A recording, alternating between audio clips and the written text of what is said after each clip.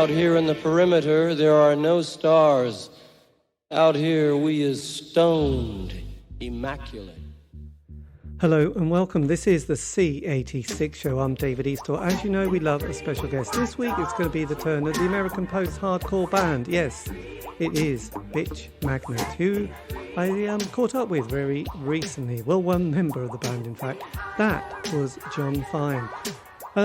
So we caught up, had a chat about life, love, poetry, and all that other groovy stuff. One-time guitarist with the band from 1986 onwards, but you'll find out much more during this exciting interview. Anyway, after several minutes of casual chat, we got down to that very exciting subject that was the early formative years. Jon, tell us everything. Tell us now. There are a couple of ways to answer that question, because there are things that were incredibly formative and important to me as a fan, but then there's something that was really important in that it allowed me to take a conceptual leap into music being an accessible thing that you could do for other people. Let me kind of explain what I mean. So at from very early on, I was kind of obsessed with music. And when I say very early on, I mean this is true. One of my early memories is sitting in a fucking diaper. I wasn't 16. I was 2 years old. Sitting. I'm sorry. Let me say that again, because I don't know if I can say that word. One of my earliest memories is sitting in a diaper as, 2 years old, 18 months old, listening to the Beatles and looking at the back of Meet the Beatles, which I had a pen and I was just sort of slashing it, just sort of making marks. And my parents have, my dad's copy of Meet the Beatles has all these weird pen marks on the back of it. So, there's some evidence that happened. So that was really early. And my parents knew that the Beatles were very soothing to me. I later fell out with the Beatles. That's not particularly interesting. But when I was 7 or 8, it's funny you mentioned glam, because when I was so I was born in 68. So when I'm 5 in 1973, my parents took me and my older brother to the record store for the first time. We lived in New Jersey in the States. So of course we had to go to a giant mall, which was terrifying. And we bought a K-Tel compilation of hits at the time and Goodbye Yellow Brick Road by Elton John.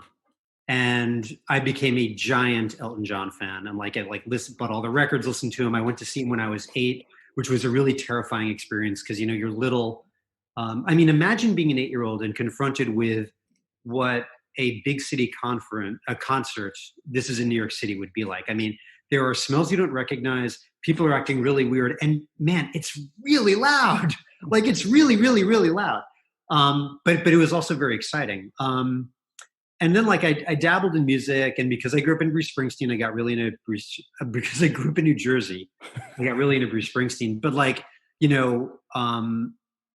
a very formative thing, and where to me the journey begins is it's 1983. I'm a Jewish kid, and Jewish kids from the northeastern U.S. tend to go to summer camps for the entire summer in the country. Even though I grew up in the suburbs, it's a long story. Don't ask. It goes back generations. And by the time I'm 15, I'm kind of a weird kid. I'm smart and I'm bookish. I'm not very socially adept. I'm small. I'm not very good at sports, and music is a giant comfort and refuge to me. And also by the time I'm 15, I'm just getting really tired of the social structures I see around me, and I feel rejected. And I've got this sort of anger that I can't really express, and I'm not really getting into anything that expresses it from the music around me. And a friend of mine from summer camp, he brought all of his brother's cassettes with him that year. And one cassette had Never Mind the Bollocks on one side and Fresh Fruit for Rotting Vegetables on the other side. Right. And I'm 15 and actually, no, I'm 14. This is 1982. I'm 14. It's one of those years. I can't freaking remember. And this is at the point where my interests are just very divergent from the people around me. And I feel lonely and I feel misunderstood and all those very teenage feelings. And you're angry in that very teenage way at all those feelings. And here is the thing that perfectly gets you and also expresses it in a way that's really powerful and satisfying. And I'm a lucky kid. I grew up in the suburbs of New Jersey. I mean, I had my own bedroom growing up. I mean, it's preposterous. But I felt alone. I felt rejected. And like that tape, I listened to it constantly that summer. I mean, it got me through a lousy year at summer camp. I mean, I had a Walkman, you put that thing on your ears, and I would play it. One side would end and I would flip it over and I would play it, and that got me through. And it got exciting to me. I got my parents to buy me an electric guitar. I tried to form a band, but I couldn't because like back then, the only bands in my high school, I write about this in my book, Your Band Sucks, available from Penguin Books. I got to do that. At my high school, like there were bands, but they were all cover bands, like identified with one group or another. There were a bunch of heavy metal bands. There was like the new wave band with spiky hair. There was like, the good kids on student council who did like pop hits like Genesis, and they were really bad. So like if I had to form a cover band and I'm trying to form bands with my best friend, like we're trying to play REM songs, but we're not good enough to learn how to play them. Because, to play music, you have to play someone else's music. Music at that time to me was someone like Bruce Springsteen who was playing football stadiums. And I grew up in New Jersey, and at the time I loved Bruce Springsteen. But it was impossible to conceive getting from where you were in the football stadium, like half a mile from Bruce Springsteen to stage. Then when I'm 17, I go to a college in the Midwest of America in Ohio called Oberlin. And there were bands on campus at Oberlin, and there were bands that wrote their own music. And there was one band in particular called Pay the Man who never did anything, unfortunately. They kind of broke up before they could put out a record. But they were like, they were sort of in the Husker Du Soul Asylum realm. Mm-hmm. They were a trio. Each were really good on their own instruments. Their songs were really good. And they were aggressive without really being like, oh, they're a hardcore band, or oh, they're a metal band. And they were great. And you could see them every week. And that kind of put the thought in my head. I was like, oh, this is something you can do. And then and I wrote about this in my book. And as corny as it sounds, it was a moment. I go to see them, and by going to see them, I mean like, there's a party on campus, and and it seems like it's a huge deal because it's a small campus, but there's, 200 kids there. Everyone's kind of drunk, there's a good feeling in the room, and everyone's really into Pay the Man, and like we're slam dancing or whatever. And during the set, they play some covers, and they start playing Hot Child in the City, the song by Nick Gilder. And they finish the first verse and they realize they don't know the lyrics. And they're like, we don't know the rest of the song. Does anyone else? And like, I don't know how I had the guts to do this. Cause like, if this had been in like a real club, there's no way I would have done it. But I just walked on stage, I was a freshman. They were seniors. So they were the cool kids. And like, I was in awe of them. But I walked on stage and I grabbed the mic and I just started singing. And the guitarist, who's Chris Brokaw, who's still doing music now and who's fairly well known, he did the thing that was like, for us was like it was the ne plus ultra of male bonding, where like you go back to back on stage with the guy. And so I'm like in heaven, and like we finished the song and like they congratulate me, and I walk off stage and I'm like, I mean, dude, like the needle was just shoved into my fucking vein. And I was like, I had to do it. Like I walked off and I was all excited, and this is like the highlight of my freshman year. I mean, seriously, not a lot happened in my freshman year. And like, but it went from, it was a really important moment, as like corny as it sounds, because like in that moment, it went from being, I have to do this, to like, I can do this. And like, I really have to do this. I physically need to do this. From there on, like the path was kind of set. Yeah. I'm sorry. Do you want to follow up? I mean, I can. No, I was just going to mention going slightly back there, because I was very excited when you mentioned Elton John's "Goodbye Yellow Brick Road," because when I was growing up in that sort of 60s period, we were very young, and my parents, when they got married in the 50s, I mean, they were working class, so they sold everything, and then slowly things started to appear in the house. I mean, we had a black and white telly until about 72, when the Olympics, and they thought, get a colour telly. And then a stereo appears in sort of the early 70s, and my older brother, who's 7 years older than me, brings home a couple of records, one being Sergeant Pepper by the Beatles, obviously, and Goodbye Yellow Brick Road by Elton John. And obviously, for me, I was already obsessed with music, but it was just Top of the Pops, the radio, and listen to Radio 2 that my mum had on in the kitchen. And I was transfixed with those. And the funny thing is, the Beatles had only just broken up by about 3 or 4 years, I suppose. But it seemed like they were just a band from another era. But, you're just thinking, looking back, and you think, actually, they'd only just literally sort of had split. And I did an interview with Nick Kent, the journalist from the NME, and he said when he started writing in 73, 74, he said he was the young kid, and all the other people there who were in their 20s were still waiting for the Beatles to reform. He was going, no, they're gone. But they were still going, no, they're going to come back. And he was like, no, punk's coming. So there is such power. There is such power in being that person who understands that. Where there's such power in being the person who's not wedded to those old ways and can be like, no. And there's a moment when it clicks and the world comes around to you, and you just feel the wind at your back. It's super powerful. I mean, I remember, just when Bitch Magnet recorded I think we were mixing our first record in Chicago. This is 1988. And, down the hall, there's this really terrible new wave band with all the hair, leaving the studio, and they're all full of themselves, and they probably have a real recording budget and whatnot. But I'm just looking at them and I'm like, I felt kind of bad for them, because I was like, you guys don't know it, but it's over for you. I'm not saying that my band's going to be, the giant thing, but I'm like, something is coming up behind you, and it's just gonna, it is gonna change everything you knew. And there's an arrogance of youth, and in many ways, I was wrong with everything that, underground rock of the 80s, and my era in particular, could accomplish. But, that happens. I mean, and the story in America that gets told, which I quite enjoy, is, the sort of hair metal bands, those really kind of squishy, not very interesting bands where the party and getting the chicks was the thing, and music was really secondary, and everything sounds terrible on those records. It really did happen. I think that in the span of 6 months after Nevermind, they went from playing sold out Coliseums to barely being able to draw a few thousand people. I mean, a generation can change like that. And Nick saw that. Nick Kent saw that then, and the other guys didn't.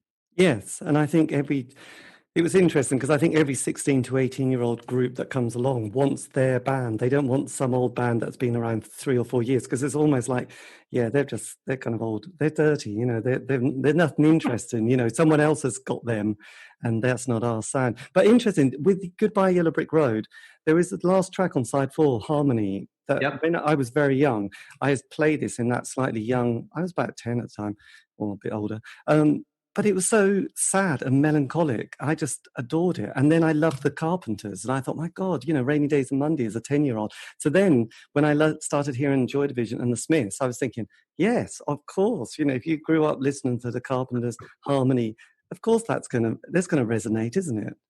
I love it. Well, I mean, it's so fun when you start drawing those connections. I got kind of excited when you mentioned growing up in the glam era, because one of my COVID rabbit holes was I started finding these comps of just singles of glam. I guess they call it gutter glam. I don't even know what they call it.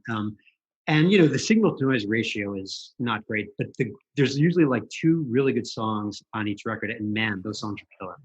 They're just, it's killer. It was such. I mean, I've gone down so many Slade rabbit holes on YouTube. It's crazy how many great songs they had. And I grew up in the States, they did nothing here until they had a couple hits in the 80s. But I was like, how did we miss out on all this? I mean, Goodbye to Jane, are you kidding me? I mean, oh my God. They wrote it in 10 minutes when they were half drunk, and it's genius. It is, I mean, don't change a note, man, Yes. Well, interestingly, this week I did an interview with the bass player for the Glitter band, Gary Glitter. And I've been wanting to do an interview with them. And I thought, no, they'll just reject me. And he said, yeah, I'll do it. And it was like, wow, the Glitter band, because those anthems were just they were just phenomenal. You see that, and then you see the Bay City Rollers, and then you see the Ramones, and you go, oh, yeah, it does all sort of work, doesn't it? It does. I mean, it's funny how the DNA turns up in the weirdest places, and the stuff that you hear when you're 8 or 9, shows up somehow. Yes, it does. By the way, none of this does say that anything I have written or any band I've played in or will ever play in is going to remotely resemble Elton John, because like I can't do melody like that. I mean, I just can't. It's not my thing. Yes. So with the 80s, which is kind of the decade that I suppose was, I wouldn't say I claim it, but, we had the punk period, then the post-punk world of, Wire and Public Image Limited and Magazine and Gang of Four. And then indie comes along, which I put down between the years of 83 to 87, which is the years of the Smiths. Did that kind of English, the Cure, the Cult, the Smiths, the June Brides, the Go-Betweens, I know they're Australian, but did that sort of resonate with a young you? So it's funny you mentioned that. I was just thinking about the Smiths. I mean, as you well know, and I'm sure everybody you interview says, I mean, it was hard to find music those days. I mean, I grew up I was going to high school in suburban New Jersey from 1981 to 1985. Sonic Youth was practicing 30 miles from my high school, in Manhattan. Doing their early stuff, great records. I mean, they may as well have been on Mars. I mean, I didn't hear about them for years. You would, like, from MTV and like your weird friends and like college radio, you would pick up on things here and there. This is a long-winded way of saying that, like, the Smiths, I had the first two Smiths records, and this Meet Is Murder, or at least I have to stipulate, the US version of Meet Is Murder was very important to me. That is How Soon Is Now, which was like, I think the big gateway drug for a lot of Americans for the Smiths. I would be lying to you if I said that band has aged well for me. I mean, I know they've ascended to the pantheon, and like I can't argue with the craft. And I'm not even going to get on them because of Morrissey's politics, although his politics deserve ridicule. Well, let me rephrase that. I firmly believe that Morrissey's politics deserve serious ridicule, and we should allow our artists to be idiosyncratic and slightly crazy, but I'll set that aside. But I mean, even though I don't love the Smiths anymore, like you just can't argue with, Johnny Marr. I mean, and you can't argue with them as a band. Like the way they played together, I feel was very unique for British bands of that time. I mean, my exposure to British bands then was, perverted by what was on MTV, and that was not, that wasn't the cream of the crop. I mean, we're not sitting here talking about Howard Jones or, Duran. Yeah, Duran. Well, I mean, I'm not gonna lie. I mean, like, if I have to do karaoke, I'm gonna fucking do "Hungry Like the Wolf," and that song brings the house down. Like, I mean, they're a preposterous band, but I mean, you kind of can't argue with that song. God, I can't believe I'm admitting this on air. I'm losing all my whatever tiny credit I have left. Yes. Well, I did an interview with their new their new guitar. Well, I say new guitarist. It's been with the band since 2003, but yeah, that's new. Come on, I mean, look, dude. I mean, AC/DC's new period starts with Thunderstruck in like 1988, and that was 35 years ago or whatever. So Yes. So with being the English kid who suddenly, because in this country, it's tiny, as you know, you can put it in your sort of back pocket. We have the gatekeepers. We have 3 weekly music papers: the NME, Sounds, Melody Maker, and Record Mirror. We have the great John Peel, and then we have every little town and village. No, not town and city has an alternative indie night, don't they? From Norwich to Sheffield to Portsmouth, everybody. So you can sort of whiz around the country and sort of get that exposure very, very quickly. And sort of, I went, I was definitely not going to be part of Duran Duran. It was going to be the indie pop world with John Peel, listening to the Bundu Boys, Napalm Death, the Smiths, any quirky bands. And Sonic Youth comes out with Sister and Evil, and they are just amazing. And then you have, Big Black with Kerosene and the Butthole Surfers that he introduces, all the us too, and we all sort of love them intensely. So the 80s for me was all about being sort of even more alienated and sort of having less friends than you could have imagined, because this was just a conversational cul-de-sac for most people, wasn't it? All these kind of bizarre bands. So with your being in America, how does that kind of line up with you? Because it's such a big country, isn't it? Which I know is an obvious thing to say. Well, there are a lot of really interesting threads there. One thing that we were very jealous of in the 80s was how quickly things were surfaced, and like cool stuff was surfaced. And I don't want to say put in the mainstream, but like put in front of people pretty broadly in a way that was just unthinkable in virtually every city in America. Um, in America, the gatekeepers were much less attuned to any interesting sorts of music. What were the gatekeepers? The gatekeepers were commercial radio, which were a wasteland, MTV, which wasn't going to touch any of this stuff really until the 90s, when they started doing a little bit of more quote unquote alternative programming. And magazines like Rolling Stone, which never really understood this, and like every now and then they would like sort of throw a bone and like give Husker Du like a 5-star review, but like that's not what they were interested in. Like they were getting really excited about forgive me, like I remember like they wrote about Big Country as if they were going to be the next Beatles. And I mean when I was 15, I kind of agree with them because like I couldn't find anything else, and like that was the thing in America. Like you couldn't find this stuff. There was no alternative night if you were a kid in the suburbs. I mean, maybe if you were in a city, you could sort of grope your way around and find it. I wasn't in the city. Most of America, most Americans weren't in cities. Yeah. And there were cities where there were cities, two in particular that I'll mention, where there was an oddity of local media that let you find it. And those two cities were Boston, which is a very small city where college radio is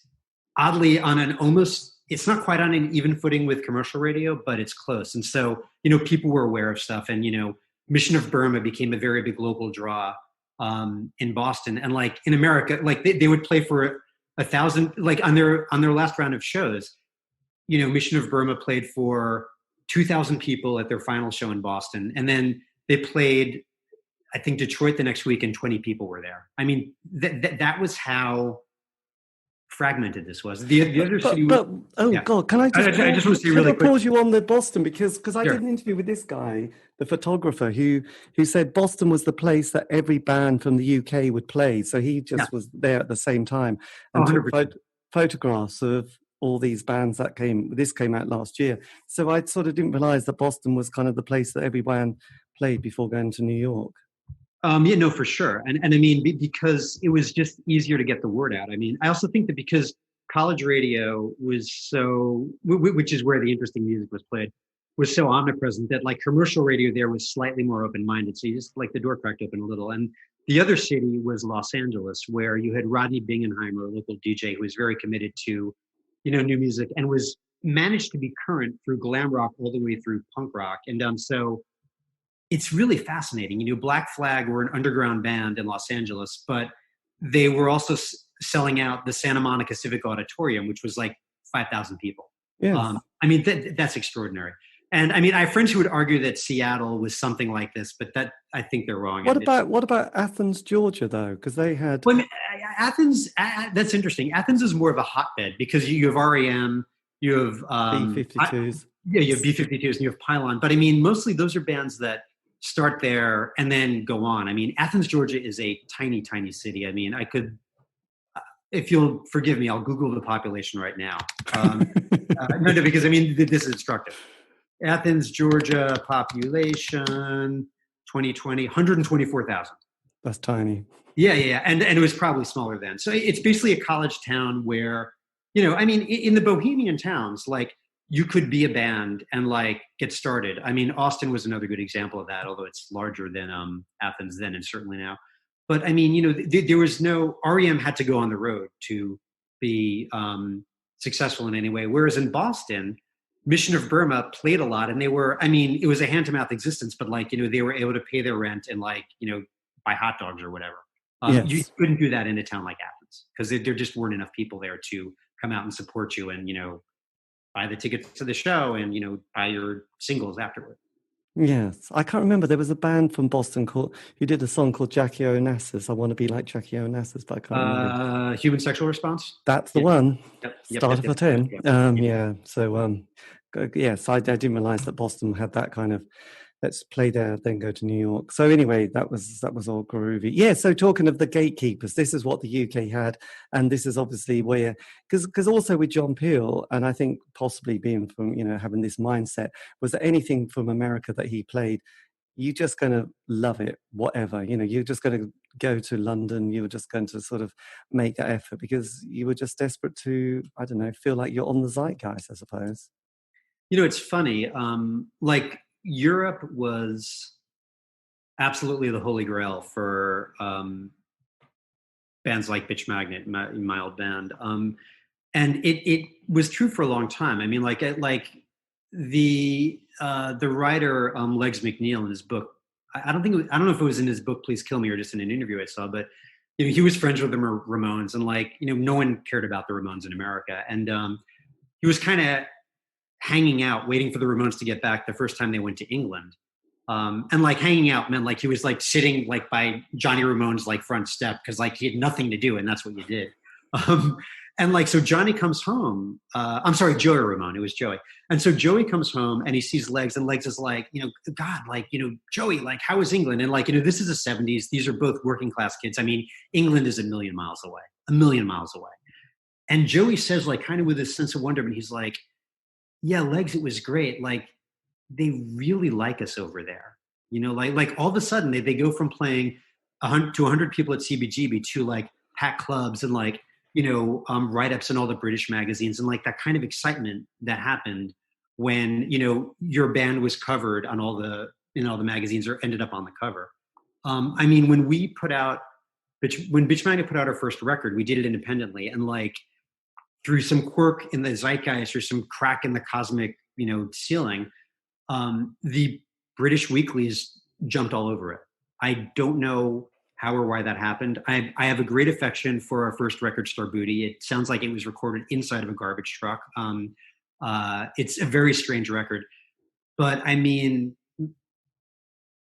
what can I say? Thanks. I mean, like it made everything possible for us. And then when we toured Europe, I mean, we went from playing to, I don't know, 50 people, 40 people, 75 people, 100 on a good night, to, I don't know, the last time we played there, we headlined the Venue, which was like 1,200 seats. I think 1,200 capacity, like we sold it out. I mean, it was just incomprehensible. Yes.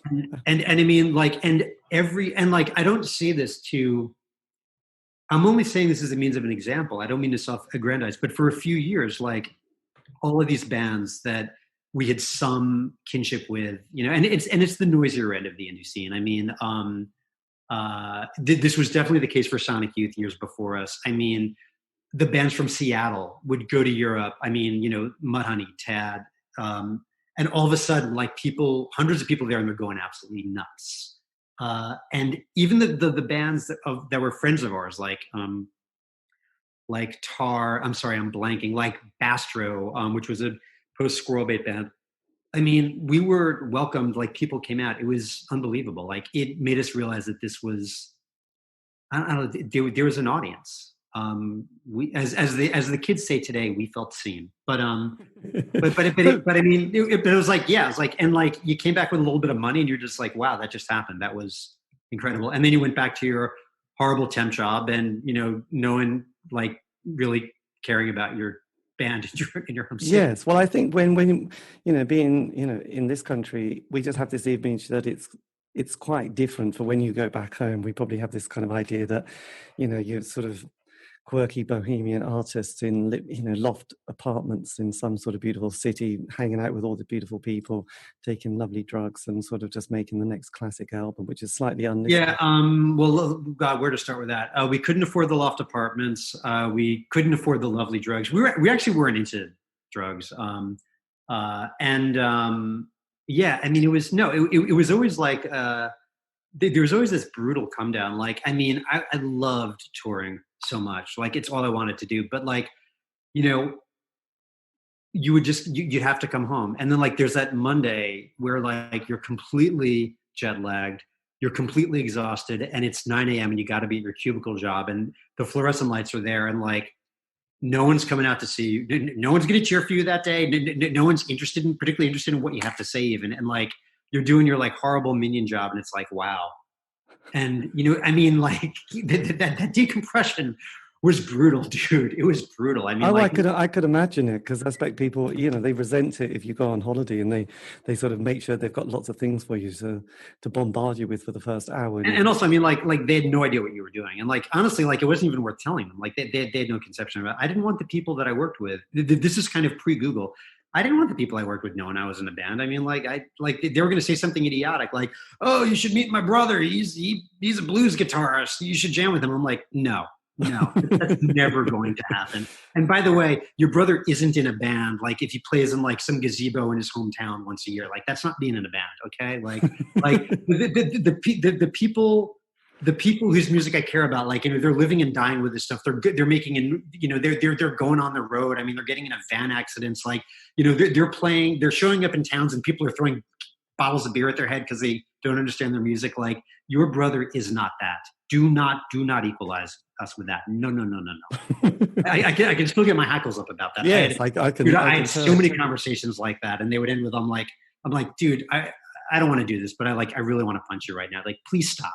Please, can we talk about something else? Something stupid like some sport I don't know anything about, or pizza. I mean, please, you're embarrassing. Or the stationery cupboard instead. Having to try and sort of get some stationery. But yeah, well, it's interesting just on that thing of touring, because I did an interview. I know it sounds boring, but with Miles Copeland, who was managing the Police, and he said, Whoa! Why would an interview with Miles Copeland sound boring in any fashion? Come on! Well, he is fascinating, but he said the most important gig for the Police was in America in front of 4 people, but one of them was a kind of a college DJ who, picked up the band, put them on the charts, or put them in a chart that someone from A&M Records picked up, and it was like, okay, we've got some traction. But it was like, he said, if they'd walked away from that gig with 4 people in America, they wouldn't have gone to the next level. And he said that's what you have to do when you're sort of starting the band. Well, but it was also, touring was so joyous. Like, I mean, I loved it even when it was terrible. I mean, it was just so exciting to throw our gear in a van, drive for like 3 hours, like talk about idiotic stuff with your bandmates who hopefully you get along with. And I was lucky to sometimes, generally. And like anyone who came out, it was great. I mean, at first, in the end, it gets hard when it's like, you've been doing it for, 10, 15 years and you're playing Cleveland, Ohio on a Monday night and there's 8 people there and like, nobody there, neither you or the audience particularly wants to be in Cleveland that night. It didn't feel like work for a very long time. It felt like an incredible privilege. Yes, well, absolutely. So look, just going slightly back, how did the band actually form? Because you mentioned that you were sort of there, you'd gone to college, hadn't you, in Ohio? And then sort of, how did you sort of get together with the other members of the band? So my freshman year, there were, there's a good college radio station, and I was friends with the DJs. And I don't know how to explain it, but there was like this sort of like weird radar you could have to identify people who were into punk rock, even if they weren't wearing spiky hair. And there was this Asian dude on our campus who I was like, we had mutual friends, but I didn't know him. And I kind of like, I was like, I kind of got a vibe from him. And then one day I saw him walking around with a copy of Husker Du's first record, and I was like, yep, I was right. He's into this weird shit too. And his name was Soo-Young Park. And he was in a band, and I was trying to be in a band. And that was the rest of our freshman year. And then we came back for our sophomore year, and I was trying to put together a band with some of my closest friends, but none of us could really play well. And so it was, we also made the mistake of thinking that it was a good idea to get drunk before you practice, which is this is a very bad idea. Like that's a really it was a mistake that we gleaned from the ethos of the Replacements, which is not one that, non-alcoholics should do. It's a very bad idea. And like, so it's sophomore year, it's like October, my band isn't going anywhere. And Soo-Young is writing songs and he's not really getting his new band to play them. And then that band breaks up that he's in. And it's hard to explain. Like, he found me in the college library. Excuse me. Hey. Hold on. Oh, how exciting. I'll hit pause. Jesus. Okay.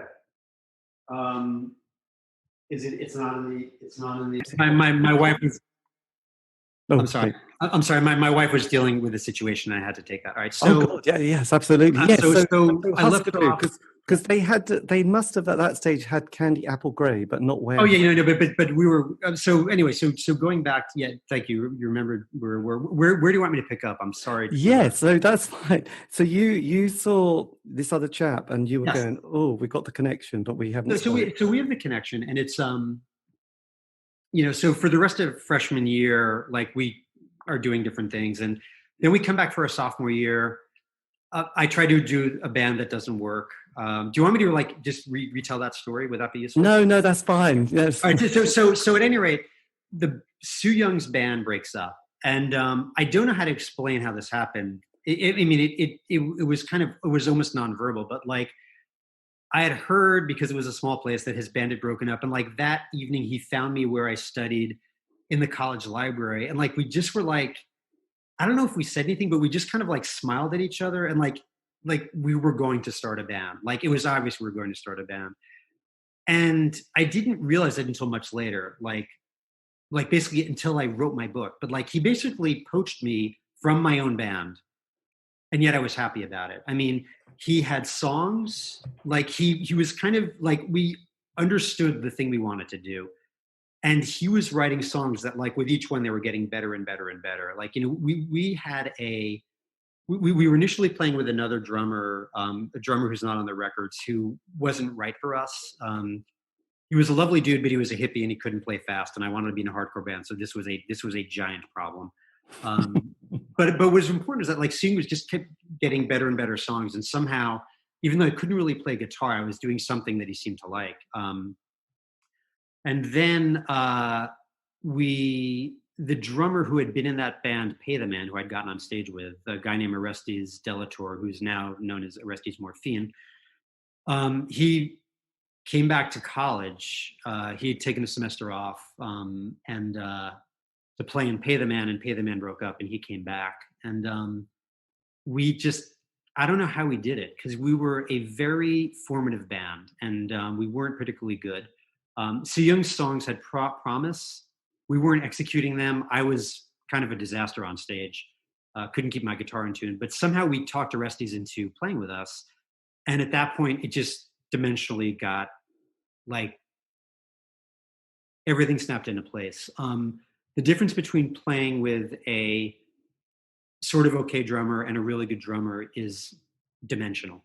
Absolutely Yes. dimensional. And like It's the difference between, everything. I suppose, Bleach and Nevermind, wasn't it? Or I don't know. I did an interview with a guy called Bo Hewardine, who was in the Bible, and he said, if you get a good drummer, you're just about there. The band can sound fantastic. It's everything about the drummer. Yeah, and and particularly for a trio, which we were, and it just opened up so many possibilities. And his musicality and his skill, like his physical skill and his physical endurance, and just like all the influences he brought in. I mean, his dad, Orestes' dad passed away when he was very young, but his dad was a percussionist, and he did Latin percussion. So Orestes grew up hearing all that and like lots of other music from different parts of the world.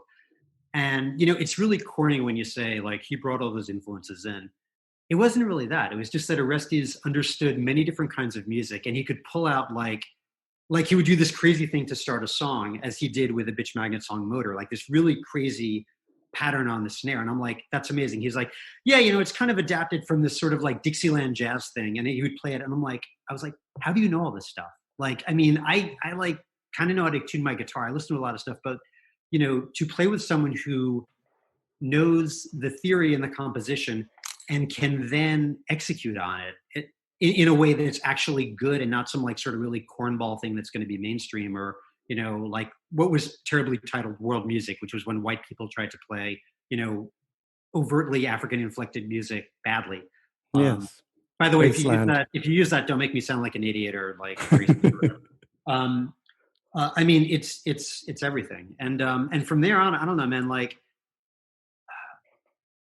a young band that has talented people in it. And by the way, I want to be clear about this.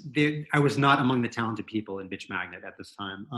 But a young band that has talented people in it and that has like drive and is interested in it, like they can develop very quickly. I am not. I want to be very clear about this. Like, I am not putting Bitch Magnet into this category, but at all. But let's consider how far Joy Division developed in the span of 2 years, from like the first demos to um, their first album, maybe even beyond that, because they did so much. I mean, it's crazy, and like there are millions of examples like that out there. Led Zeppelin recorded their first album, like I don't know how many months after they met each other.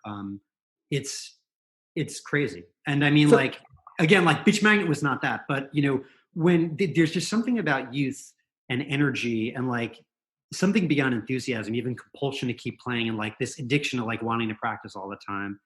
You can just travel so far and develop so fast. yes, but that commitment is only going to last such a short period of time, isn't it? And most bands don't do it.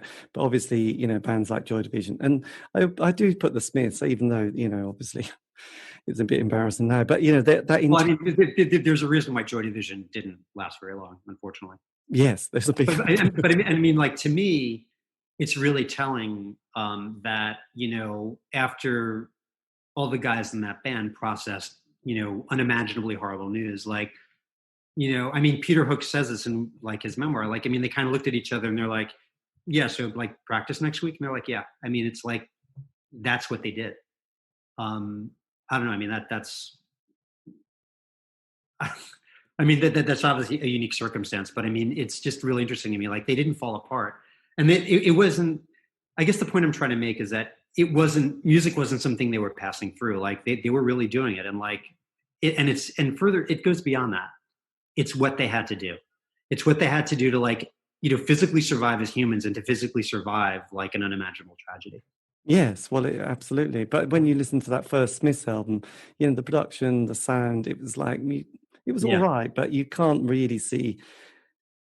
Well, you can't. You think there's potential, but perhaps they won't. Perhaps this is it. And then suddenly you think, okay, things are really getting better now. They've started to get the sound. They get better producers. They're sort of it just sounds completely different. And that John Peel session, or the Sessions album, Hatful of Hollows, or Hollow. It's just such a superior sound to the first album, which I thought was quite interesting. And it had people like Dale Griffith, who was the producer. Well, no, he's the musician with Mott the Hoople, wasn't he? So Wow, yes, I didn't even know that.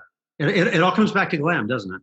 it does come back to glam, dear old Dale Griffith. Well, he did all those BBC. I did a lot of the John Peel BBC sessions. So We did. Oh wow, I had no idea. God, I'm learning so much. That's great to know. Dale Griffith. But yeah, how did Steve Albini suddenly appear in your life? Um, you know, it, the one of the really joyful things of that era was how how to put this, how accessible everything was. How did we get in touch with Steve Albini? We sent out a bunch of cassettes to people. Like, we sent out a bunch of cassettes to people who ran record labels that we thought might be interested in us. There were probably 15 to 20 in America, and at the time, Steve Albini was running a label called Ruthless, which I don't know. Ultimately, they put out like 5 records, but we were like, maybe. And to his credit, because I mean, and I'm still kind of astonished at this because when I met Steve Albini and went to his house, I saw how many cassettes he would get. I mean, like, there were just piles everywhere. But he listened to our cassette, which was, I mean, very badly recorded. And he made some reasonably nice comments about it. And I don't remember what they were, but I think he said something about like, by the way, if you want to record, like, give me a call. And I was like, oh my God, and to him, it's like, these are musicians. I'm a musician. I record musicians. This is what I do. And like, to us, it's like, wow, this person of some import is reaching out to us. But I mean, it's a useful lesson in that. No, like, this world wasn't hierarchical in the way that I thought it was in the 80s when I was going to see Bruce Springsteen. I mean, there isn't that much of a distance between you and the other guys. So, I mean, how do we get in touch with him? Like, we sent him a cassette. He actually sent us a postcard back. I got him on the phone. He had insanely cheap day rates to remix a record. I don't know if it was $500. In retrospect, we were, and I am happy to state this for the record, it was naive and stupid of us to refer to him as a producer, because that's not what he did. He did some remixing. he gave us some shit about that. Can I say that? Yeah, yeah. I don't. Yeah, I mean, I don't know what the protocol is. He gave us some shit about that. He gave me some shit about that personally. It's deserved. And he made a record that we recorded at a very ill-equipped 8-track that was, part of the Oberlin Music School. He made it sound something better than it was, which should give you an idea of how ridiculous it sounded to begin with. I mean, at times, like when he was going through it, like the tape noise on one of the overdubbed guitar tracks was almost as loud as like the overdub itself. I mean, he had to. I don't know how he did it, but he did it. Yeah, that was the guitar sound. It's so just explain, why was he annoyed that you'd put him as producer, not engine? His perspective, as I understand it, and like he is, I'll say that again because I know we had a little jingle there. His perspective, as I understand it, and I may be misrepresenting it, but this is my understanding, is that a producer is if I go to listen to David's band as they rehearse, and I make comments about the songs, which are then taken, and the songs are kind of rewritten. And we go into the studio, and I'm like barking at you guys, and I'm telling you to do it 85 times. And I decide ultimately that the snare drum roll on this song is actually going to go in another song. Like I'm doing all that crazy shit. Whereas his thing is like, no, I'm an engineer. I set up the microphones, I hit record, you do the performance, and I put it on tape. That's it. And I understand that distinction, and it's a fair distinction. He didn't produce Pitch Magnet. I mean, he remixed it. And I've had my ups and downs with Steve over the years. Hey, thanks, Steve. I mean, thank you for making that record sound decent enough to be able to see the light of day. Yes, but anyway, the enthusiasm must have been there because there's nothing like feeling progress. And then you get signed to Glitterhouse Records for the first album. Yeah, well, we got signed. Actually, we oh wow, dude. Do you remember What Goes On Records? Does that name mean anything to you? Yes. They had the Telescopes. They had I'm trying to remember who their big bands were. They had a lot of American bands at the time, but the Telescopes I think were their big UK act at the moment. We got signed. So we put out our own record, 1,000 copies. By hook or crook, it sells out very quickly. We were astonished and freaked out, and a few record labels got in touch with us. We gave the European rights to What Goes On.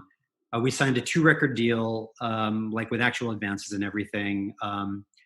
And they proceed to go out of business after our second record. And then we signed to Glitterhouse for our last record. Right. So that was that, really. And what's your memory of putting the first full-length album out? Did you have all the songs all written and ready to go on that? So there's the band part of it and there's the personal part of it. And I'll start with the band part of it, and you can decide if you even want to use the personal part of it. So, for the band, like there was a big buildup to it because I knew that we all knew that the next batch of songs were dimensionally better. And I can't speak for the other guys because we didn't really talk about that stuff because we didn't talk about this stuff much. But like I knew, like, I was a kid who was always sort of looking for his place in the world. And like, there was a culture that meant the world to me that I discovered. And by being a fan of it and being a fan of the bands that form that culture, like it saved my life. And I don't say that term lightly or glibly. I mean, it saved my life. It gave me a reason to keep going. And then I was in a band that was accepted in that culture. And then as we're getting ready to make the second record, I'm like, this is going to be a really good record. Like, I'm not saying we're Sonic Youth. I'm not saying we're Black Flag. But like, this is a really good record. Like, people are going to notice it. Mm-hmm. Like dimensionally, it's better. Like, and like, it was a crazy, powerful feeling. I mean, like, I couldn't sleep from the feeling. It was so exciting. And so we were going to record it actually in Chicago, but there was a death in the family, in Oresti's family, and we had to cancel at the last minute. And trivia, this was January of 1989, and Steve Albini was left with some studio time that he had a deposit on, called a bunch of bands he knew to see if anyone could take that time. Mm-hmm. And a very obscure band at the time took him up on it and recorded a few songs, and that band is called Slint. And those songs came out on a 10-inch that they released posthumously. Anyway, sorry, it's a detour. So, so we're like playing shows, and like we're starting to play out of town, and we're playing in Boston, we're playing in New York, and like these songs are forming, and we're rehearsing, and like I could feel it building. And that's a really amazing feeling when you're 21. I told you I was going to tell the band version of this and then the personal version, and I'm sorry, I can only intertwine it. I'm Yes. inside my own head, David. What can I tell you? Look, dude, you've known me for how long? 20 minutes, 25 minutes. Like you can tell, I'm a grown man in my 50s. Like I talk fast, I get excited, I speak with my hands. I'm a high-strung person. You can imagine what I was like when I was 21, and like the one thing I wanted to do more than anything was coming true. And the band like that I was in, the first band I was ever in, is like becoming something real. Like, and I can see the world responding to it. And I know that the next record is going to be a big deal. So what's the term? I was kind of an asshole. I was arrogant. I was loudmouthed. My enthusiasm was hard to contain and probably hard to be around. And I was not a great bandmate. And this is a long-winded way of saying that in the spring of 1989, a month before we're supposed to go into the studio, Soo-young sits me down and says, "You're out of the band. We want you to leave," which is personally devastating. However, I managed to sit him down in the next couple of days and say, like, "Okay, look, I get it, but we need to record this record. You guys do your thing. I mean, we were setting up tours of Europe and everything. I'm like, you guys do that. I get it. I'm not in the band, but we both know that like this unit, that we can do these songs right, and we're going to do these songs right. Let's not mess this up." And so we record this album that I know is going to be really great. I mean, I'm sorry to be self-aggrandizing. I'm like, I felt it. I stand by that record. It is a very good record. I'm deeply proud of it. But the recording of it and the rehearsals of it leading up to it were kind of fraught because like I'm there, but I'm not there. And like all the exciting stuff that's going to happen after, I'm not a part of it. So it was a it was a complex melange of emotions. And oh my God, absolutely! I've done literally hundreds of interviews. I've never heard a particular story like this. Actually, this is. Well, what can I do? Let's just. I mean, part of it is like we were all like 21 and 22 and not very good at communicating. But also, I mean, like, I had the personality that like I was kicked out of my own band. Okay, so that was kind of weird. And then like the album comes out, and the press on it, the UK press is rapturous. I mean, like, Melody Maker, pictures of the band running, I don't remember. I mean, like, I don't know if they were 4-star or whatever, 5-star reviews, but I mean, like they were really nice reviews. And Bitch Magnet is touring in Europe without me, and I'm seeing the reviews of their shows at the Greyhound and everywhere, and they're rapturous, and I'm not there. And so the tour goes well, I guess, I gather. I'm not really in touch with those guys. This is the fall of 1989, and I'm doing my thing in New York, and I'm not in touch with those guys. And in early 1990, I get a letter out of the blue from Soo-young. And like there's some stuff we talk about having to do with royalties, I think. And then he's like, I don't remember if it's a letter or a phone call. I'm sorry. I have the right story in my book, I swear. Yeah. But and then he's like, all right, well, I want to do one more Bitch Magnet record, and then I'm quitting music forever. And you should play on it. And I'm like, yeah, dude, I don't know. I got to think about it. I got a pretty bad taste in my mouth from how things went down, and he's like, okay, I understand. By the way, I'm paraphrasing all this. And he's like, okay, I understand. But let me send you a cassette of something I'm working on. So he overnight mails me a cassette of a song that becomes the song Dragoon, which is the first song on our last album. And I listened to it a couple of times, and I call him up, and I listened to it a couple of times, and I call him back and I say, yeah, let's make a record. Let's do this. Yeah, I'm in. Right. 9 minutes. That's quite a change of musical direction. It wasn't 9 minutes. It wasn't 9 minutes at the time, but like it was, God, David, I wish I had that tape. Like Soo-young would do these amazing fuzzed out 4-track demos. And he had a demo of our song Motor that like, for the Bitch Magnet reissues that came out, I spent like a day at my parents' house trying to find that damn cassette. Like it was the demo version that he did is so great. It's like, I think it was just him and distorted bass. It's like, it kills me I can't find that. And it kills me that I can't find his Dragoon demo. So anyway, like, we got back together. We did a lot of rehearsing. This was an album for Glitterhouse. We had advances. So like, I could take a month off from work or 6 weeks off from work. And like, we did pre-production, and by which I mean we rehearsed at my parents' house. And then we recorded some of it in Chicago. We recorded the rest of it in New York, and came out. And then unfortunately, Rusty's left the band, and we toured without him. I'm racing through stuff. Yes. Yeah, I'm sorry. Just stop. I will stop after seeing us, me in the band. Follow up on anything. I'm sorry. What was that? Sorry, I missed that last bit. Follow up on anything. I'm sorry. I'm compressing a year into. Yes, no, because I was just thinking the timing must have been, having sort of, you had Bleach come out, then Nevermind, then this kind of rise of interest in sort of kind of, I suppose, much more noise bands at that point. So you must have felt like we should be really sort of lapping this up.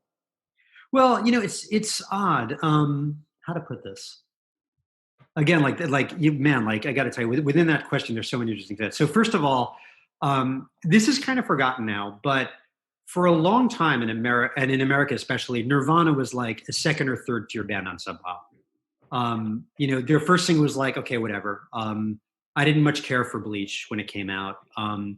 And make of this what you will. In these, I believe it was the spring of 1990, I went to see a bunch of bands at a great small club in Manhattan called The Pyramid. And one of the opening bands was a band from Seattle called Nirvana. And at this point, they had two guitarists. And I go in, and they're like halfway through one of their songs, and everybody's got long hair, and they're flying it around. And there's 15 people there. And, my hand on whatever sacred text you put in front of me, I leave after 2.5 songs. I'm like, this is not an interesting band. Like, I don't care.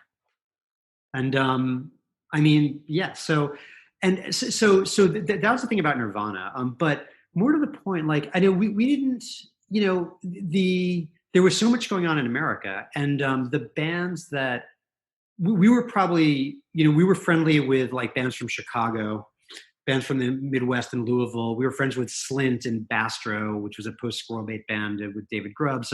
We were friends with Urge Overkill before they had their ill-fated dalliance with major labels. And, we weren't thinking in terms of, this is going to be huge. Like, at that point, even before Umber came out, like, it was clear that there was an ecosystem that there was an ecosystem that responded to us, and we were able to be on a band.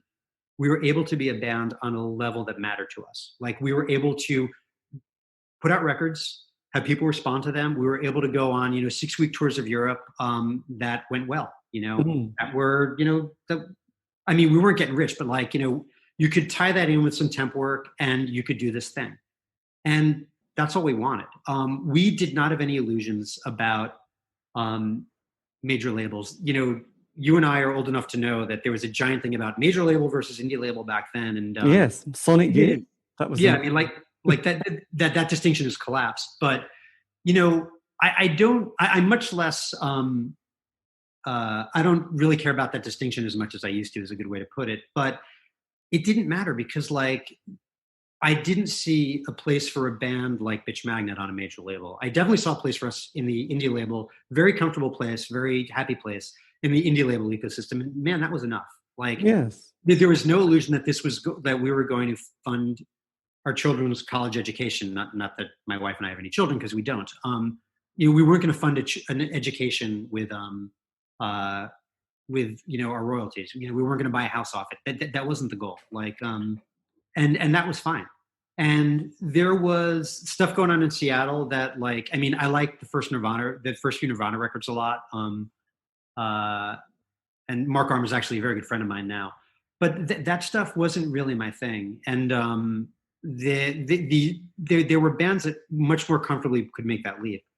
We got a couple of phone calls from major label representatives, and like, we're just like, whatever. Like if you're calling us, you actually don't understand what you're doing. Cause like if you understood what we were doing, you would know that one, we're not anywhere near right for what you are doing. And two, we are not interested in what you're doing. No, I'm not saying this to be an asshole about it, but I mean, it's just like, it wasn't our thing. You know, yes. Well, it was quite funny. At that point I was an asshole about it, but I mean, like, it just didn't make sense. Well, I did an interview with a member of Cylon who said that they broke up because their manager said, look, great, you know, I've got you on a support slot with you too. And there's like, I've told you, we don't want a support slot. We don't want to do that. So we're going to just break up. So fuck you. Oh, you know, that I don't know that band, but that makes me sad because like they should have just fired their manager. I mean, like we didn't have a manager. I mean, you know, I mean, I'm not trying to be, I don't know, man. I'm not trying to be difficult, but like, how hard is this stuff? Like, how hard is it to book a tour? Like at the time, here's a telephone, here's a list of people to call, like go. Like, or yeah, and once you get past that, like, you know, are you a band big enough where a booking agent will do that for you? Is there a booking agent you like who will do it for you? Great, go. Like, how hard is it to put out 1,000 copies of a record, and how expensive was it? I can tell you, it cost us $3,000. Like, okay, that's money. Is it an unfathomable sum of money for, you know, kids who are lucky to like, you know, still be like, who are young enough to be living with their parents and not paying rent and can like scrape it together with odd jobs? Like, no, that's not an insurmountable amount of money. Like, is it that hard to deal with things that happen to you, you know, on the road? Like, no, like bands that we liked, we were friends with, like you didn't need managers. And, you know, to sort of put a bow on this, years after this, I mean, and this is somewhere in the mid 90s. And it's in New York City, and I'm like friendly with the rhythm section of Helmet and like their drinking buddies. And, I'm out drinking with, among other people, John Stanyard, who's the drummer from Helmet.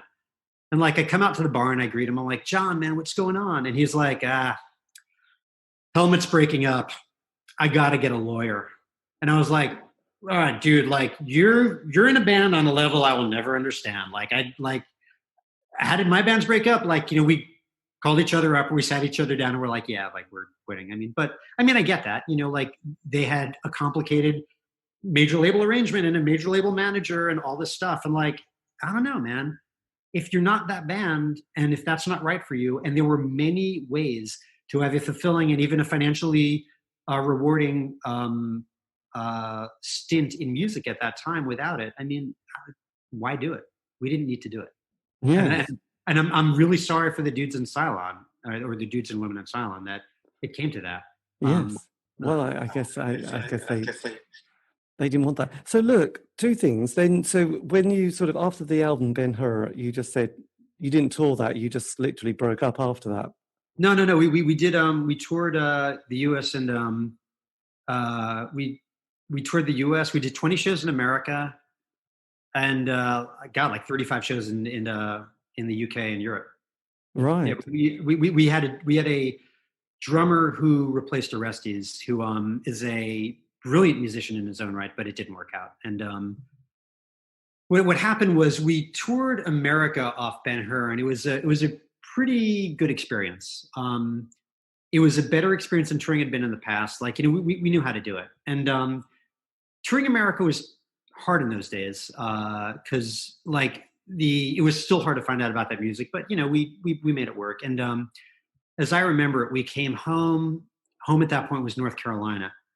And I remember seeing, and I sat down and we did the tour accounting, and like we found out, like to me this was a reasonably successful tour, and we did all the numbers, and we found out that like we lost like $5.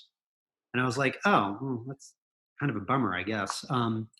And seeing had kind of a similar reaction. But then in a few days he called a band meeting. And, you know, at this time we were like about 3 weeks away from going to tour Europe. And so Young calls a band meeting and he says, well, I want to let you guys know that I've applied to, you know, a graduate school, and I'm going to start in January. And at which point the drummer says like, yeah, all right, well, in that case, I'm going to leave the band too. And I'm like, well, you know, I don't remember if we actually said we're breaking up. I mean, you know, it's entirely possible, but I guess my reasoning was, you know, I didn't want to sit around in North Carolina, where I moved to, be in the band and like, wait for Seung to be done with class. I mean, like if he was not really that into it anymore, I wasn't going to force it in any way. I do regret that deeply that Orestes left the band. And funnily enough, he's told, I don't think he'd mind me saying this because he's said it to me many times. Like he regrets it too, like that. But push came to shove, and this happens in bands. Like I loved everything about this culture.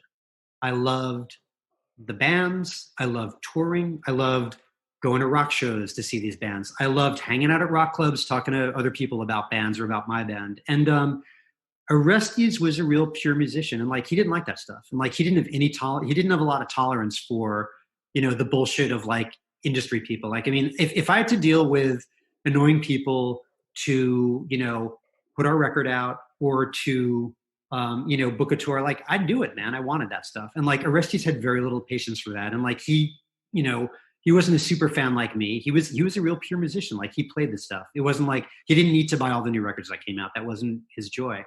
And so like he didn't enjoy rock clubs. He didn't like he was kind of athletic minded. Like he didn't like being around a ton of cigarette smoke. He was very disciplined about not drinking before the performance because like he was going to perform. And he just didn't like touring. And I would have gone on tour for a year. I mean that's all I wanted to do. And that happens. So you did Europe, and then that was it. Yeah, came home. That was it. So then, because the band reform again, don't they? Like 10 years ago. I'm sorry. Repeat that. You kind of. I said the band reforms again for a few dates 10 years ago. So yeah. So what happens is, for years, there's a record label called Temporary Residence who puts out. I think they put out Mogwai. They put out Mono, bunch of other bands. And their label head, Jeremy Devine, who's a lovely human being, he'd been after me for years to do Bitch Magnet reissues, and I kind of put him off. And finally, around 2010, we get to work on it. And it's announced that we're getting to work on it. And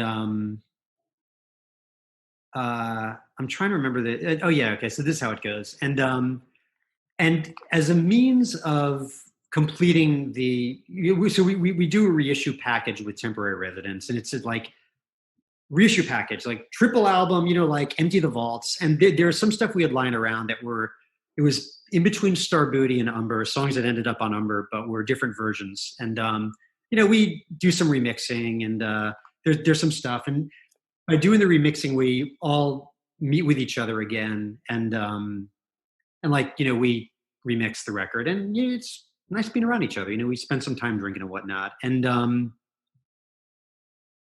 then in the summer of, I guess, 2011, before the record comes out, I go out to dinner. My wife and I go out to dinner with two friends of ours, whose names perhaps Ian Williams from the band Battles, and his wife. And I hadn't seen Ian in a little while, and we sit down at the restaurant, and I'm like, Ian, what's going on? And he's like, oh, well, I just heard we're curating All Tomorrow's parties in Minehead in the UK in December, and I'm trying to figure out who should play there. And then his wife immediately says, hey, Ian, why don't you ask Bitch Magnet to reform?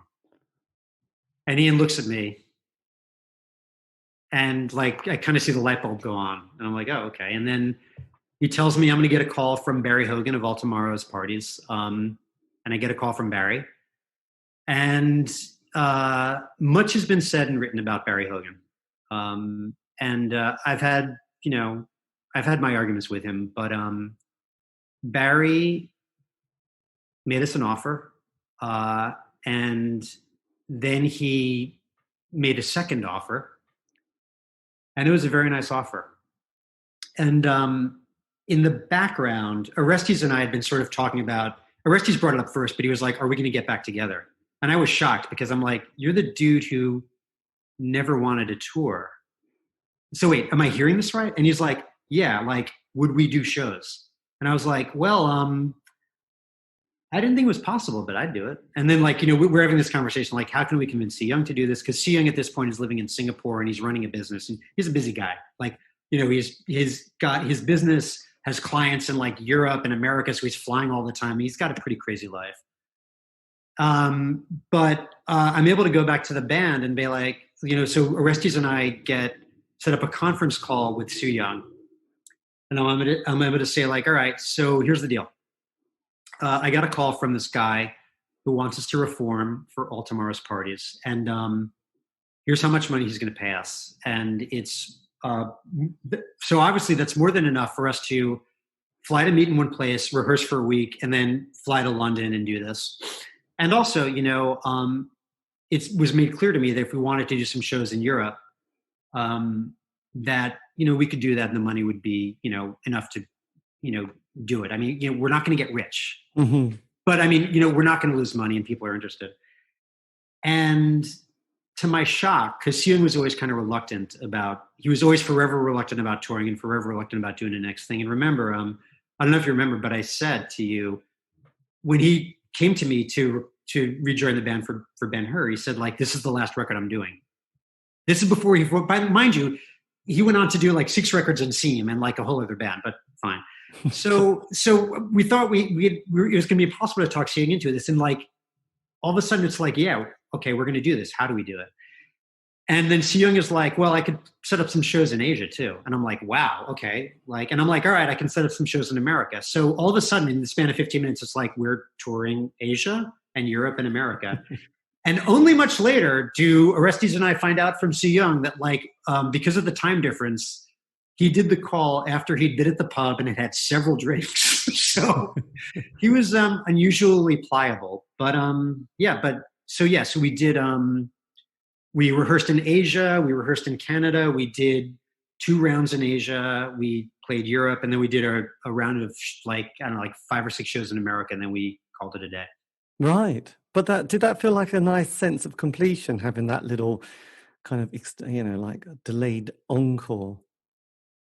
Yeah, it was beautiful. I mean, I can't talk about it it's hard to talk about, not because it's hard to talk about.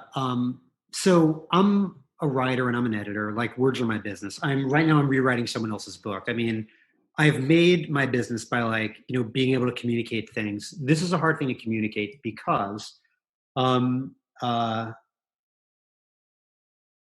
afraid I'm going to sound really self-aggrandizing, and I don't mean to, because it's such horseshit when someone says, oh, like, it was this incredible honor and it was really humbling. But I don't know, man. Like, again, this subculture meant everything to me. It saved my life. And I know how much the bands that meant a lot to me meant to me. Like, I know how intimate it is to spend hours and hours with your favorite band's music. And so to like go on tour, 21 years after all this happened, and to have people come up to you and say, as they did at All Tomorrow's Parties, like, I came from Macedonia to see you guys. I took off work and drove, 400 kilometers to see you guys. And after you play, I got to get in the car and drive back, and I'm doing it. To hear someone say, I flew from Australia to see you guys, to play in Hong Kong, and among the audience, which by the way was not enormous, but among the audience is some kid who can't speak English, who flew from Taiwan, who had copies of our record that he somehow found in Taiwan and gave them to us, and had to have someone translate to us that he wants to get our autograph.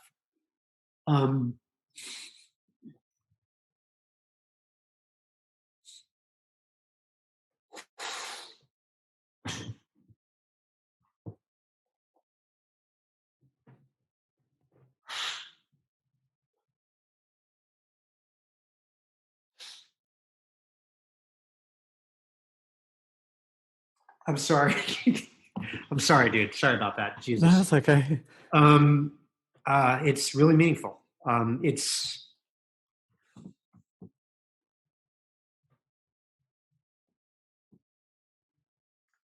I don't know, man. It's more than any human has has the right to hope for. It's crazy. I mean, dude, that was 10 years ago. I can't get over it. I mean, I'll Jesus Christ, I'm such a wuss. I can't believe this. I'll remember it forever. There was a guy who came up to us after our last show in London, who had a traumatic brain injury and has a severe seizure disorder because of it. And he has to live in a group home because he needs help. And, when he heard that Bitch Magnet was playing, he was telling the people there, he's like, I have to go see this band. Like, you don't understand. You have to come with me and I have to see this band. And one of his triggers for his seizure disorder is loud music. So they didn't want to do it, but he had to do it. And they let him go. And so he told me this story afterwards, and I'm just like, oh my God. And he's like, so when people tell you that your music is convulsive, well, they're right. And I was just like, I mean, like, kill me now. Like, I'm done. I don't need to do anything else for the rest of my life. That, like, how much more beautiful is it going to get? Like, I don't have the words for it. So yeah, it was amazing. It was moving. I hope I captured some of this feeling. I hope I'm able to communicate some of that feeling in my book. I mean, I'm in awe of it. I mean, dude, I was like, we all have a conception of ourselves. Okay. Like, like you're a grown man with a raft of like grown up things behind you. I was able to write a book, I've like, written for magazines and edited magazines and done this and done that. What at heart is your self-conception? Like, where does it come from? And I feel that for guys like, you and me, I could be wrong, but, I feel that for guys like you and me, and for that matter, the people listening to this, like, your self-conception is the kid alone in a room, fuck, Jesus, I got to get it together. A kid alone in a room, maybe really lonely, maybe rejected by everybody around them, misunderstood. I'm doing air quotes.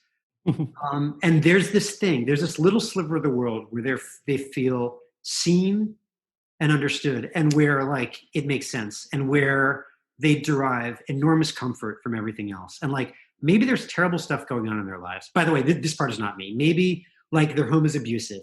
Maybe, their mother and father is not present. Maybe they died, maybe something terrible is happening to them or has happened to them.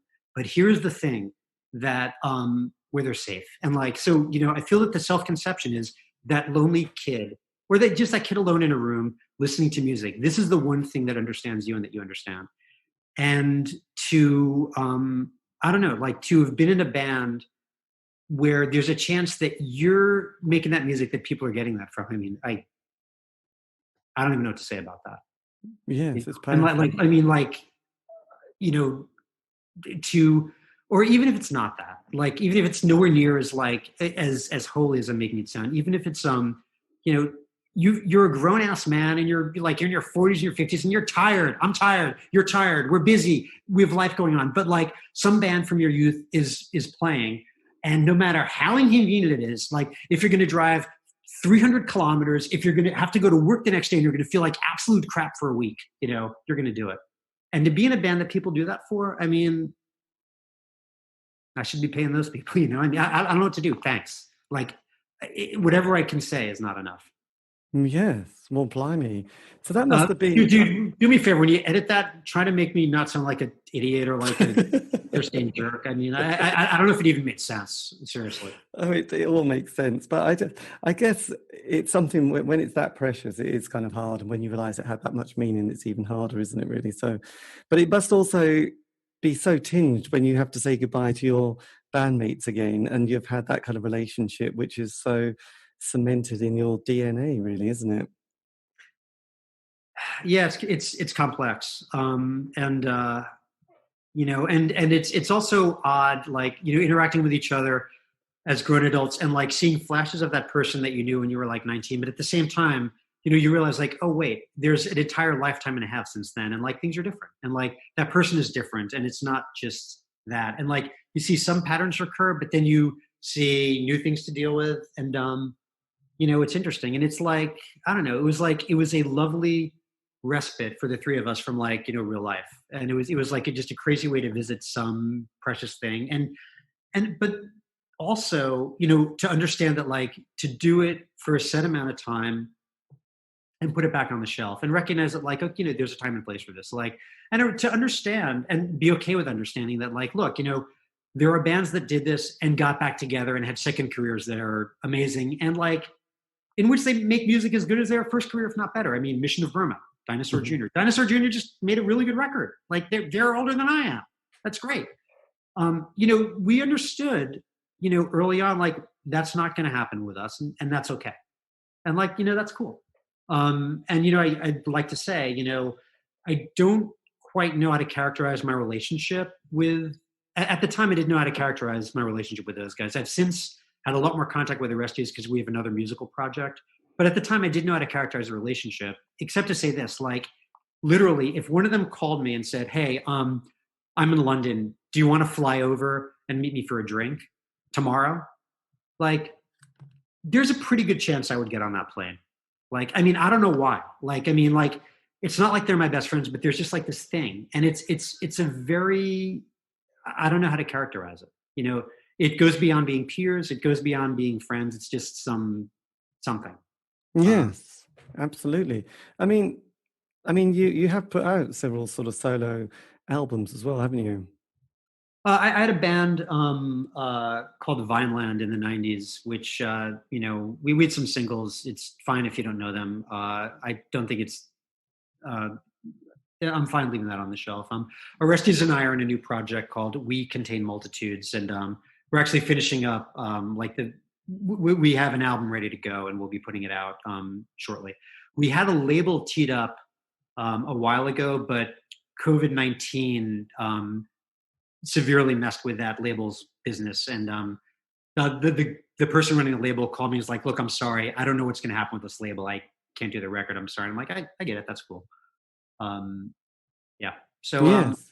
So the music continues. I mean, it's in a different context. I mean, there's, I don't know if you can see, there are guitars in this room that are out that I play, in a different way, but I mean, it's, it's still part. It's there. It's all there. So look, just one last kind of question, which might be hard to answer, but if you could have said something to your 16 or 18-year-old self starting out, is there some sort of little bit of advice that you would, or just say, look, do that, that's good, or just try and do this because that might be even better? Is there anything that, just some key thing that you would have just thought, yeah, that's something that I've learned over the decades, some sort of wisdom? Sure. Practice your guitar more. Don't let whatever happened goes to your head. Be kind to your bandmates. Be kind to the other people around you. I'm sorry, that's probably not what you wanted to hear. No. Should I be funny? I mean, it's always kind of funny because most people say very similar things like practice more, enjoy it, don't drink so much. And Jarbo from the Swan said, just to get as much education as you can in your life. And I thought, well, that's just like, putting it. Let me think about that. I want to put something funnier, but put a better bow around things. Oh yeah, this is a big one. Take notes. I mean, one reason why. I had a lot of detail in my book because it was so interesting and exciting to me when it was happening, and I already had aspirations of being a writer, so I was keeping pretty detailed journals, not for any self-indulgent reason, but not for any self-indulgent reason. But because what was happening was so interesting to me. It was just, and every day was just so exciting and different and so much stuff happened. And when you see it on paper, you're like, oh yeah, that. And when you see it on paper, it's oh, that happened in, Karlsruhe. It didn't happen in Brussels or whatever. Or, oh, it wasn't Nottingham. It was Leeds, that's useful. Wear earplugs. That's a big one. Yes. Yeah. How are your ears? They're not too bad, actually. Did you just see the film Sound of Metal? I did, and it kind of gave me an anxiety attack. The I think I had a hard time with the movie, in part because the dilemma, what happened to the main character was terrifying. Like, I mean, that's absolutely terrifying. But also, like, the choices he made to try to get things back, because like he wanted it so bad, were really hard to watch because they were very bad choices. And I will leave it at that for people who haven't seen it.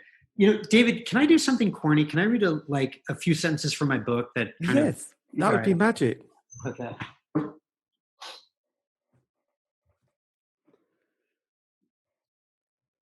So maybe this is a better way to sum up what I was trying to say at the end.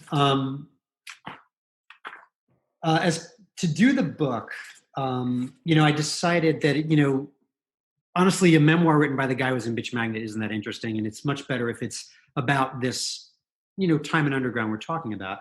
So I talked to a bunch of people. I talked to like 60 or so people, extended interviews about their experiences, and had some really great ones. And one of my favorite interviews was with Clint Conley of Mission of Burma, who were a very important band to me and whose arc was really interesting in just figuring this all out. Because Mission of Burma kind of were a band before they were trying to play the circuit before it existed, but then they were able to come back and make really great records as grown men, and it was just really interesting to me. And they're all very smart and articulate. And I think unknowingly, Clint, who is a very generous and a very wise man, gave me like the perfect way to end the book, and it was this quote. And so I'm going to read his quote, and then I'm going to read what I wrote. So this is Clint.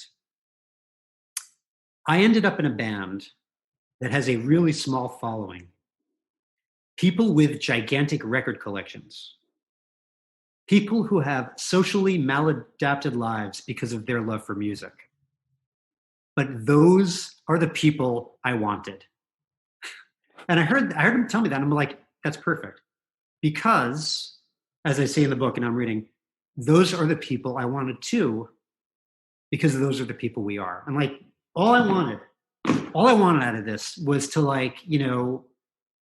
be among people who I wanted to be around, and to maybe play some music that maybe some of them appreciated. And to be able to do that, I've had a very fortunate life.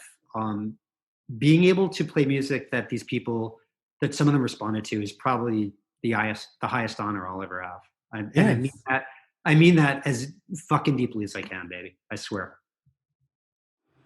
You're a brutal interviewer, dude. Like, you made me cry and everything. I mean, God, I hope you're happy. Jesus, God.